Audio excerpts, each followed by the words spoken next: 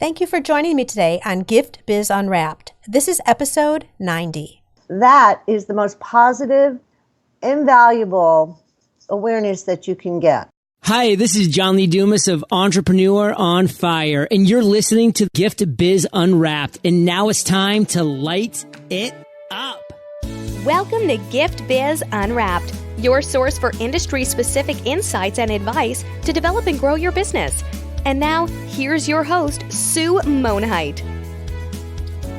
Hi there, it's Sue, and welcome back to the Gift Biz Unwrapped podcast. Whether you own a brick and mortar shop, sell online, or are just getting started, you'll discover new insight to gain traction and to grow your business.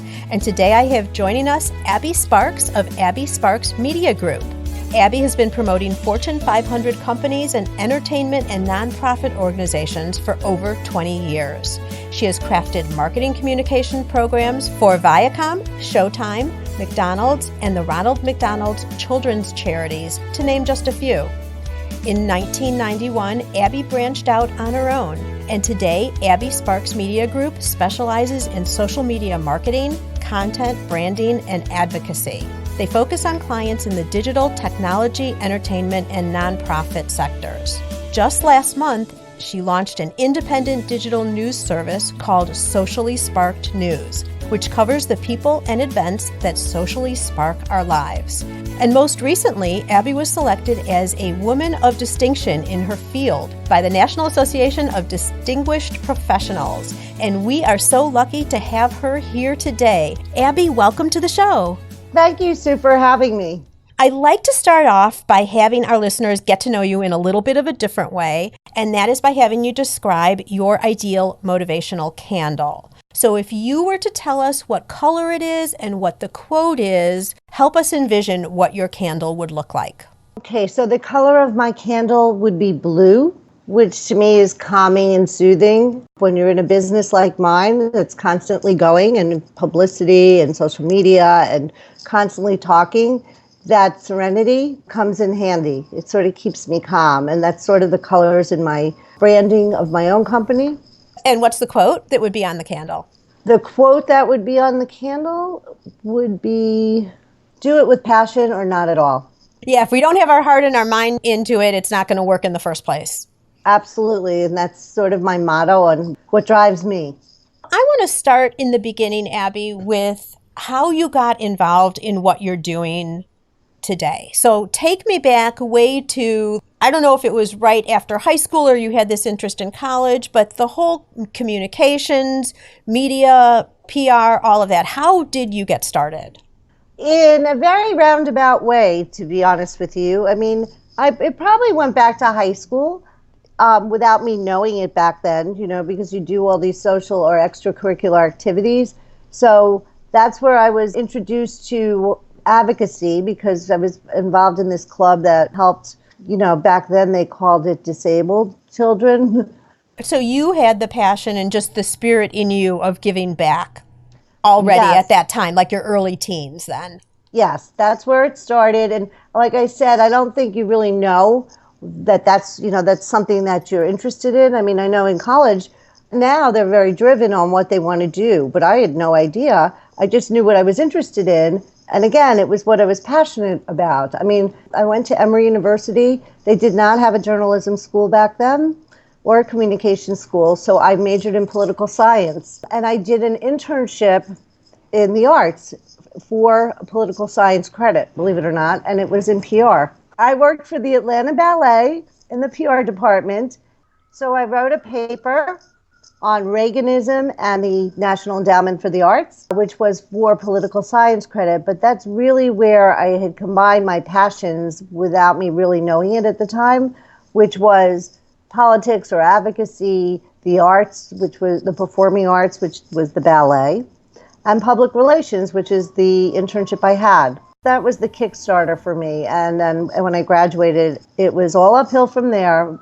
All right, you know what? I'm going to stop for just a second here. We are keeping it real, Gift Biz listeners. Abbe is in New York, and when we were talking pre-interview, we were saying that if we hear any sirens, we're just going to stop for a minute, and I would edit that out. But I think there's going to be sirens throughout, so we're just going to let it go. We're just going to keep talking. If we hear sirens, Abbe, we hear sirens. Okay. Okay, that's just the way it's going to be. I think that'll work the best for us here. The office is near 3 hospitals. Oh, well, no wonder. Yeah. So All right. it's not like there's a bomb going off or anything. It's just Oh, please, hope not. So you are a true professional within the media realm. I'm just going to put that as a whole big umbrella, all right? Are there any suggestions or insights that you have now, because you've gone through this field over the course of several years, and it's changed and it's morphed?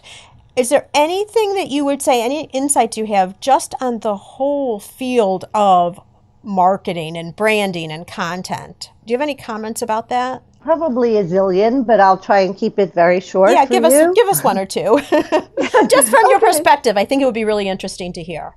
Okay, well, from my perspective, I mean, communications has been around for a long, long time. So just because the buzzwords are changing, now we call content marketing and blogging, which basically was good old-fashioned writing back 20 years ago or 15 years ago.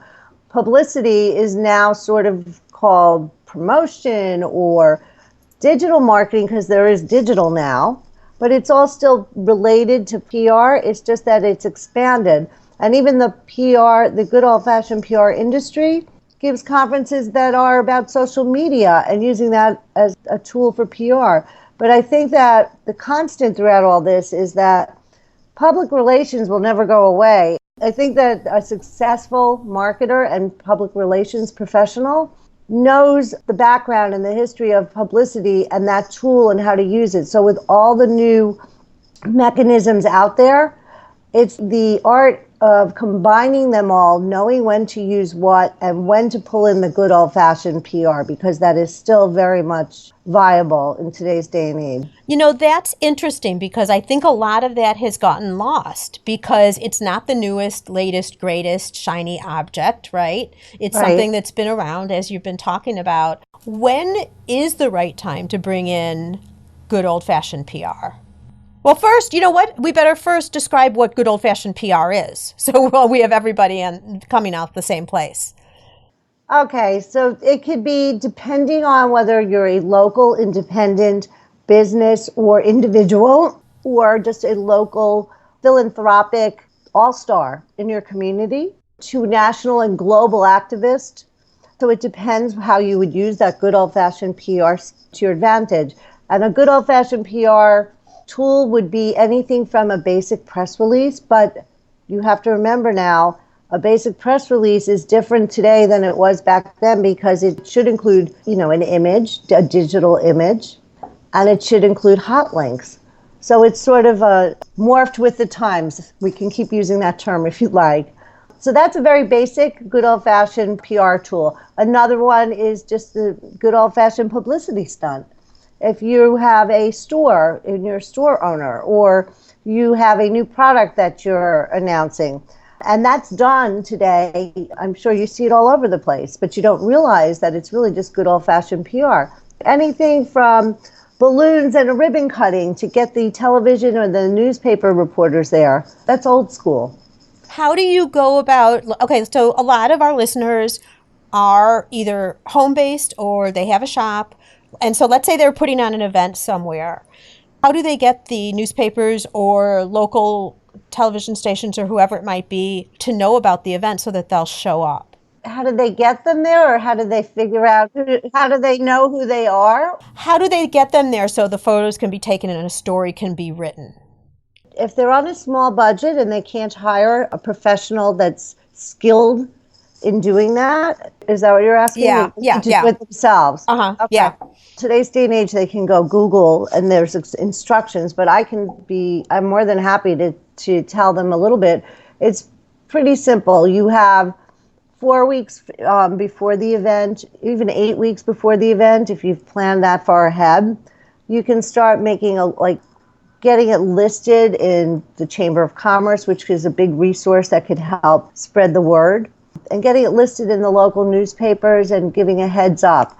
It may go into a circular file with the television stations in the area on the newspapers, but most likely it's going into a file and they won't look at it until it's closer to the date.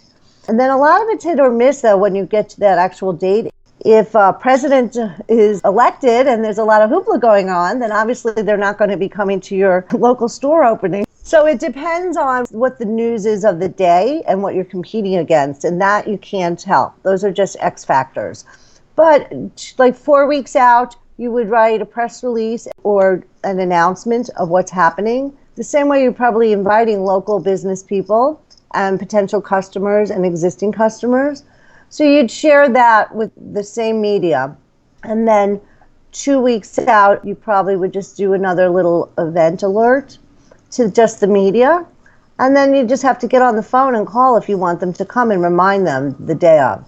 I've heard somewhere along the way that you're more likely to attract media if you're doing what we'll call the publicity stunt, okay? If it's not totally self-serving, like if there's some funding going back to some type of a cause, or you're doing it solely for charity, something like that. If it's just an event that you're having, you're opening your shop, they're going to be less attracted to it than if there's another, like an overlaying story. Is that true?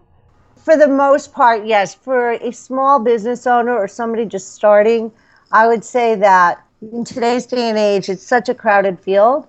I've been a big proponent of this my entire career, is that we used to call it piggybacking. Like if we're the client or we're Coca-Cola or somebody like that, we would tie in with a cause that we're already involved with, because everybody in today's day and age, every business I know stands for something. And if you don't, you should. That's a good point. And I don't know that a lot of our listeners have ever thought of it that way. Yeah.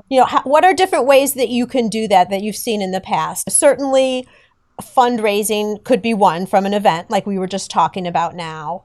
What other types of things could people be doing to align themselves with some type of a cause? Okay, so here I can give you an example of a local restaurant that did not need the publicity, maybe, but there is a clients of his, regulars, okay, and they have an autistic son. They raised money for the school that the autistic son was at. So the restaurant opened their entire restaurant for their dinner, catered this entire meal with wine. It's a known wine restaurant, that has amazing wine, and paired wine with each of their specialty dishes. It was really incredible. And they gave 50%, the restaurant gave 50% of the money they made from the charging them for just the meal part, because the rest of it was free, the space was free, back to the event, to the school. And they got great publicity, indirectly, because of course you're going to write about where the venue was, and then that the owner of the restaurant was just so generous, and he did this wonderful thing for his regular clients. That is the most positive, invaluable awareness that you can get. So you just gave a restaurant example. I think people who maybe sell products could do the same thing. Maybe they're not giving back on every single product that they offer, but certain products, if you buy this product, a certain percentage goes back, or that kind of a thing. And you're suggesting that you should be integrating that type of thing into your business always, not just for a PR stunt. No, always. It doesn't matter how small you are. If you're a skincare line, for example, or your products are vitamins, or even like clothing, okay? So whatever you find it, if you don't have a cause, you find one that's related to your product even, that you're giving back to something that ties back to your company, but that you believe in, and that the company, it makes sense. It really should make sense. It can't be just a disconnect. If you're a florist, or you're starting a floral business, whether it's silk flowers or fresh flowers, giving back to something that's a total disconnect would make no sense. Right. The tool wouldn't work, to raise awareness. Well, unless there was a story around it, like you had a close family member who had a disease or something like that. Right, like the couple that was a regular at the restaurant. Right. So you could do the same with one of your top customers in the skincare business, is really an advocate for cancer or for something. you can believe in that and give back to that because it's a connection there. Right. I'm a big believer in when I worked with McDonald's founder, Ray Kroc, he had this motto, and it has really stayed with me my entire career after working with McDonald's and for McDonald's. And that was, you give back to the communities in which you do business. It's like a Bible, and it really should be everybody's. I agree. Let's talk a little bit more about public relations in terms of the value to an individual business owner, because we've been talking already about the tactics in terms of, okay, if you're putting on an event or there's something that you want to promote, we've talked about what you should do 8 weeks out, 4 weeks out, 2, and then the day of the event. Right. We've also talked about the overlay of this is something that should pretty much be genuine within your business. It's not something that you just create for an event so that you can get publicity, because I also think that everyone would see through it. So I agree with you. It should be something going continually. But on a regular basis, what would the value, because I don't think a lot of us really think, maybe we're even doing PR and we don't even really know it, but I don't think we think about it because the whole social media era that we're in now just kind of supersedes everything. What is the value for a small business entrepreneur to be participating or doing some type of PR activities? The value is incredible. If it's done correctly, and this is where you really need to integrate. That's the word. That's the key buzzword. Okay. Integrate. Is integrate public relations, or what I call good old-fashioned PR, with today's PR tools, which are Twitter, Facebook, LinkedIn, depends on your business. But you do have to integrate and use other awareness mechanisms that are in existence. When you can integrate it properly, and that really does come with a special skill set, so but you can either learn it or you can do a modified version until your business is up and running and you can grow and afford to maybe hire someone to help you that has a little more expertise in that area. If someone is new, what would you suggest are 3 things that they could do to get started promoting themselves? Whether it's the good old-fashioned way through old-fashioned tactics, integrating social media, what would you suggest if there were 3 concrete steps? You know, you had a blank piece of paper and someone was just getting started. What would you advise? Okay, I have self-branding steps. Oh, okay. This sounds interesting. Good. Go for it. First of all, you have to just get yourself out there because nobody's going to know about you if you're not out and about. And are you talking physically out there? Yes, I am. But I don't mean just running around the street waving your arms up. To clarify, I mean join professional organizations that will have other businesses become aware that there's a new business in town. Definitely join your local chamber or the Better Business Bureau, depending on how large your new business is. Networking is very important to any business owner, especially a new business, because word of mouth is huge. That's not talked about enough. We haven't talked about it enough, but it is. It's a huge tool. And then showcasing your expertise or your business by maybe trying to get some speaking opportunities or being on a panel. As it relates to trying to get awareness for yourself, these are easy things that you can do that you don't need to rely on getting a news story or being on television. And they're sometimes even more effective depending on what your business is. Even writing a guest blog, I'm sure that you know somebody, whether you're a new working mom that is recently re-entering the workforce. You don't realize all the people that you know until you have a minute to sit down and think about it. And then lastly, eventually, your business could apply for awards. And those are all easy ways that don't involve being on TV or in the newspaper that will get you in the spotlight. Okay, super. These are great because this isn't something we normally talk about. So really good, valuable, new information. So the 3 steps Abbe is suggesting in terms of PR moves now is getting out there and networking, which, yes, we have talked about a lot, but she is just underlining the importance of that. And then showcasing your business, whether it's speaking or doing some writing for someone else on a blog, something like that, because that does get you extra exposure and it'll get you clickbacks to your website. Lots of really good SEO juice, if you will. And then third, apply for awards, which, Abbe, I wouldn't have even thought about, but you're so right. You don't always have to wait for someone to point the finger at you and say, look at them, recognize them. You're allowed to raise your own hand. Oh, absolutely. Yeah, so if there are awards or things that are going on in your community, why not enter in? And I would never think of that, so that's a really good one. Do you have anything more to say on this topic before we move on? No, I think if you can do any of the things, I mean, obviously the last one would be promote yourself, capitalize on the media, but that, showcase your expertise. But you'll become an expert by doing the other things I've mentioned. And then it's easy then to get not easy, but it's easier to then you're in the right place to get attention from the media or even social media. You can tweet that you've won a reward. And if you do not have Twitter yet, I mean, everybody's on Facebook these days, either because you have children and that's why you joined, or because, I mean, to be truthful, now a lot of people won't admit it, but trust me, that's why they joined. But it makes sense to have a business Facebook page. For some businesses, that's where your clientele will go to. If you're a retail store, for sure, and then there are others like Pinterest for a retail store where you put pictures up.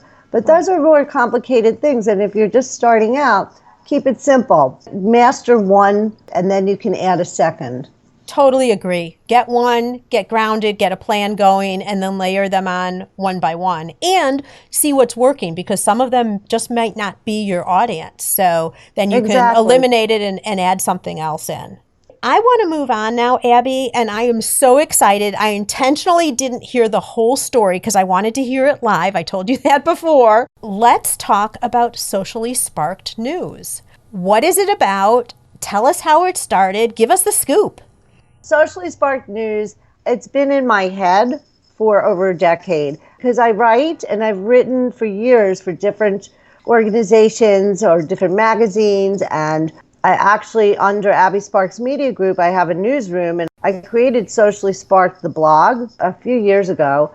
And so I actually housed my stories under there. And then for a year, I wrote a lot of on the marketing standpoint for a different newsroom. And so they all were there. Just you've read them. They've just been all over the map. And so I finally had the time to take everything in my head and everything I've written, and that all the stories that are still in my head, because that's the creative brain in me. And I created what was the evolution of all my writing. So I created Socially Sparked News, and it's not just my voice, but it does have to follow my motto, our ethics, and which is the stories that are written are not being written because a brand is paying us or because it's a client that we want to promote. It's the people, places, and things, basically, that have socially sparked our lives in the worlds of entertainment, which could be anything from television to theater to dance, anything in the performing arts or music. And then in the digital world, which is constantly evolving and making our world totally connected in a way we never thought would ever happen, to technology, which is also the reason why you and I, Sue, can have this interview today. That's right. And then activism and advocacy, which has always been it's all my passions. That's where it all started. Yeah. So that's it. And I'm really excited about it. And it launched a little over a month ago. It's doing amazingly well. Luckily for me, that was right before these fake news stories started breaking. All the fake news. Have you heard about all that? Little bit, but fill everybody in here. Well, there was a whole thing in the news. It made national news about fake news stories, and there was a whole big thing about it. And here comes Socially Sparked News, which is an authentic, written from a passionate cultural or pop cultural standpoint. You should check out sociallysparkednews.com, and you'll see what kind of writing it is. And we do accept writers. I do have a whole slew of photographers on board that I've worked with through the years. The way I've set this up is I'd rather promote their work than to take a stock photo that I have to credit somebody I don't know. Oh, sure. Yeah. So I'm still promoting people, even though it's a news service. And the same thing with the writing. So like if somebody really sees something that they're an expert in, music, or they're an expert in breast cancer during Breast Cancer Awareness Month. They see somebody that has socially sparked our lives by being an advocate for breast cancer, and they can write what's been done and what's going on now. Then they're welcome to write for me and submit the story. And on the bottom, they can, we can hot link back to their business and explain who they are. So that's the way it's set up, and I'm really excited. It's doing great, and already I've been asked to submit awards from people in Europe. Oh, wow. Wonderful. Yeah, so it's definitely something to watch. It's growing faster than I thought. Abbe, as you're getting socially sparked news up and running, was there a single social media site that you relied on and worked with to kind of get the word out there? I was so excited to officially launch Socially Sparked News. I mean, it went up without any fanfare. I did not announce it, which is what you should do with your regular business. You kind of work out the tweaks, Kind of like a soft opening. It was like a soft open. It was a soft launch. And I have like 5,000 contacts with that email that I had written, but I've been so busy, I didn't send it out. Usually you would not launch a news service without having like 1,000 followers on Facebook or on Twitter, and I didn't wait. I just did it, and so I created the social networking sites for Socially Sparked News. I had a couple hundred already on Twitter because I had a second handle. I just changed it to Socially Sparked News instead. Mm-hmm. But Facebook I launched with 0 followers. In about 2 weeks, I gained 600 followers in no time. Oh, my word. Yes. And then I wrote a story on the Rolling Stones. It was Havana Moon. They were the first rock and roll band to play in Cuba, in Havana, because rock and roll was banned, for those that don't know, in Cuba. So that was huge. And I happened to get invited to the only North American private screening of the documentary. So I wrote about it the next day, and I had on Facebook alone in like 2 minutes, like 1,400 impressions. I mean, it went crazy. Wow. So it's working. Everything's working. And I believe in organic growth. So when I see people that have like 20K followers, that just doesn't seem real to me, Yeah, unless you've grown it over time. Yeah. I'll caution Gift Biz listeners, we might have talked about this on a prior show. The last thing you want to do with any of your social media sites is buy followers or buy likes or any of that type of thing, because if you ever want to go back and analyze the audience, it's okay. So it's good for social proof. You've got these big numbers, so you look important. But the end result is, are they really coming in and consuming what you're there for, whether it's a service or a product?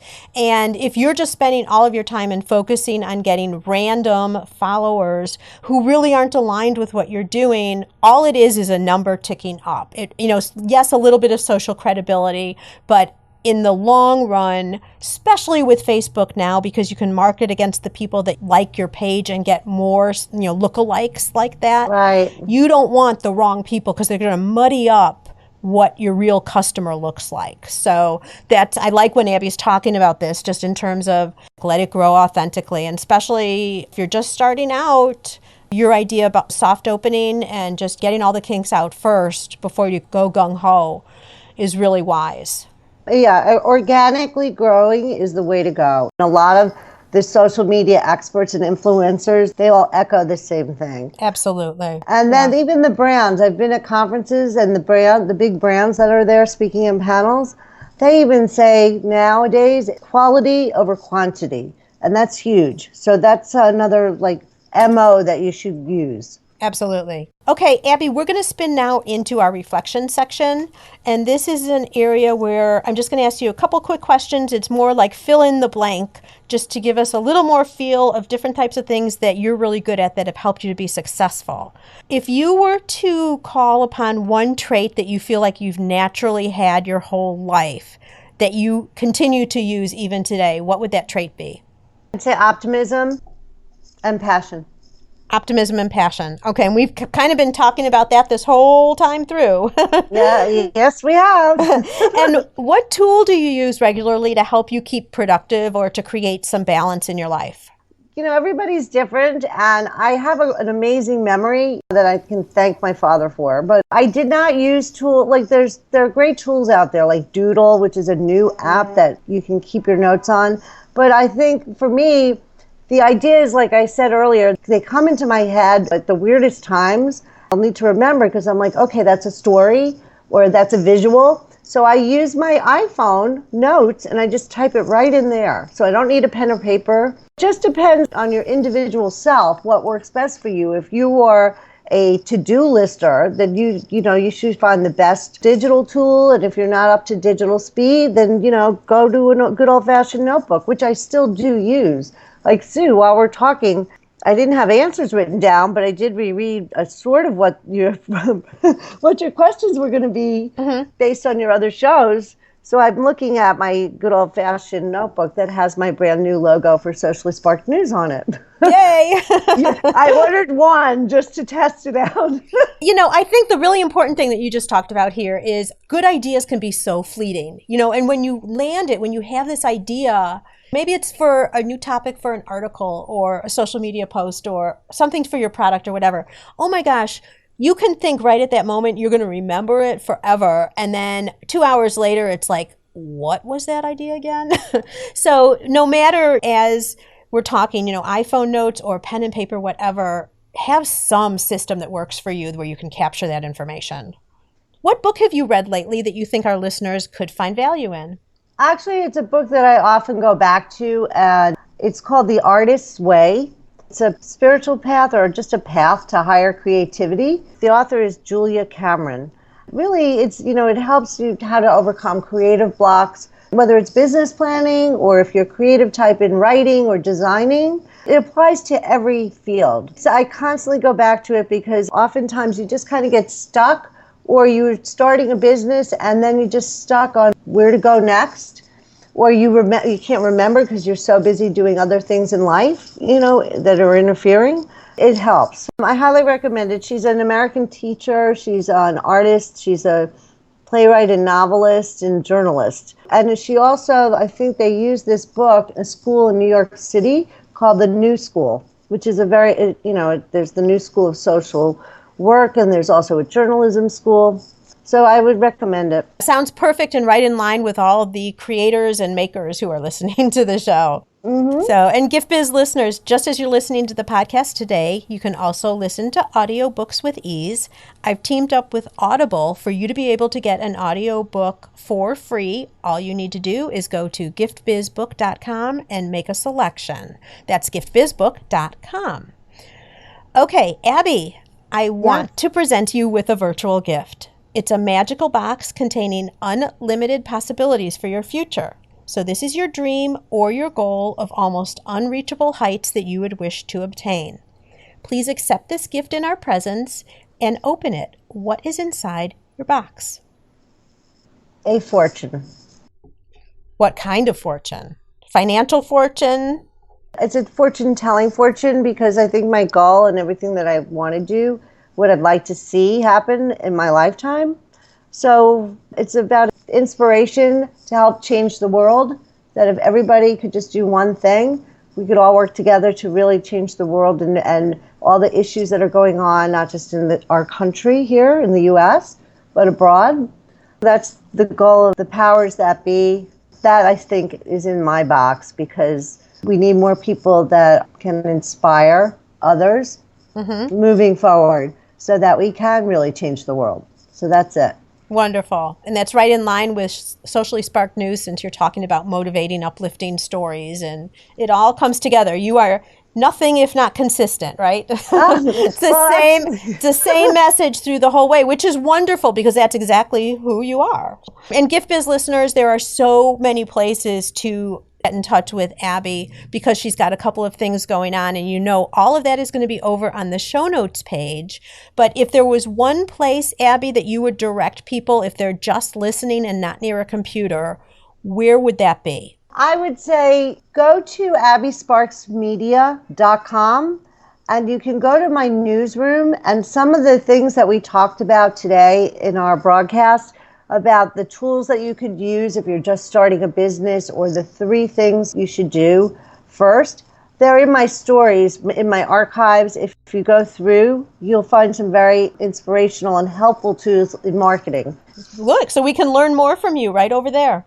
Absolutely, you certainly can. Perfect. All right, Abbe, I think you've helped us so much see a different side of PR, and I really appreciate the whole concept of it's old-fashioned in terms of its term, but it's morphed into combining with technology today. We should be looking at it in a whole different way, yet keep the good things from the past. We've kind of lost sight of some of that in terms of the steps and the true PR things that we can be doing to advance our businesses. So that's been really enlightening to me, and I'm sure to our Gift Biz listeners. So I really appreciate your joining me today, sirens and all. Oh, I'm so sorry about the sirens. Oh, does not matter. Does not matter. It's been a really valuable conversation, and may your candle always burn bright. Thank you so much, Sue, for having me. Where are you in your business building journey? Whether you're just starting out or already running a business and you want to know you're set up for success, find out by taking the Gift Biz quiz. Access the quiz from your computer at bit.ly/giftbizquiz or from your phone by texting Gift Biz Quiz to 44222. Thanks for listening, and be sure to join us for the next episode. Today's show is sponsored by the Ribbon Print Company. Looking for a new income source for your gift business? Customization is more popular now than ever. Brand your products with your logo, or print a Happy Birthday Jessica ribbon to add to a gift right at checkout. It's all done right in your shop or craft studio in seconds. Check out theribbonprintcompany.com for more information. Over and subscribe to the show on iTunes. That way you'll automatically get the newest episodes when they go live. And thank you to those who have already left a rating and review. By subscribing, rating, and reviewing, you help to increase the visibility of Gift Biz Unwrapped. It's a great way to pay it forward to help others with their entrepreneurial journey as well.